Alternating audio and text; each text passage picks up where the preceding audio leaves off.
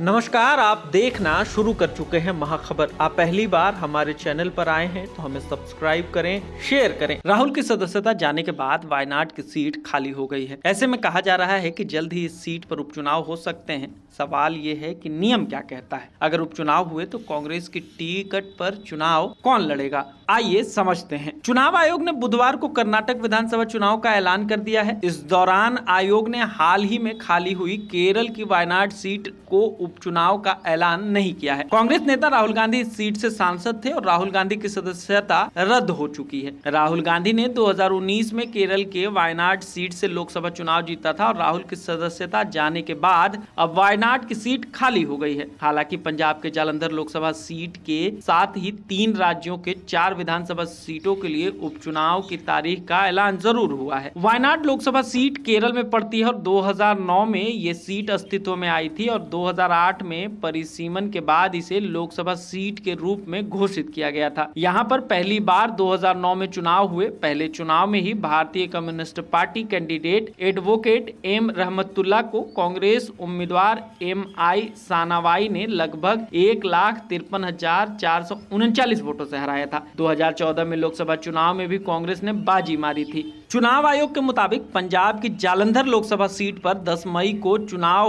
होगा और 13 मई को नतीजे आएंगे। उड़ीसा के झारसुगुड़ा विधानसभा सीट, उत्तर प्रदेश के 96 और सवार विधानसभा सीट और मेघालय की सोहियोंग विधानसभा सीट पर इन्हीं तारीखों को चुनाव होना है। वायनाड सीट पर उपचुनाव का ऐलान न करने पर चुनाव आयोग का बयान आया है कि मुख्य चुनाव आयुक्त राजीव कुमार ने कहा है कि एक सीट खाली होने पर उपचुनाव कराने के लिए हमारे पास 6 महीने का समय होता है। ट्रायल कोर्ट ने न्यायिक उपाय के लिए राहुल गांधी को 30 दिन का समय दिया है, इसलिए हम इंतजार करेंगे। सुप्रीम कोर्ट के वरिष्ठ अधिवक्ता चंद्र प्रकाश पांडे कहते हैं कि लोक प्रतिनिधित्व अधिनियम 1951 की धारा 151A के तहत चुनाव आयोग के संसद और विधानसभाओं में खाली सीटों पर रिक्ति के 6 महीने के भीतर उपचुनाव करवाने का अधिकार है। हालांकि इसमें एक शर्त है कि नवनिर्वाचित सदस्य के लिए 1 वर्ष या उससे अधिक का कार्यकाल बचा हो। ऐसे ही एक मामला लक्षद्वीप के सांसद मोहम्मद फैजल से जुड़ा हुआ है।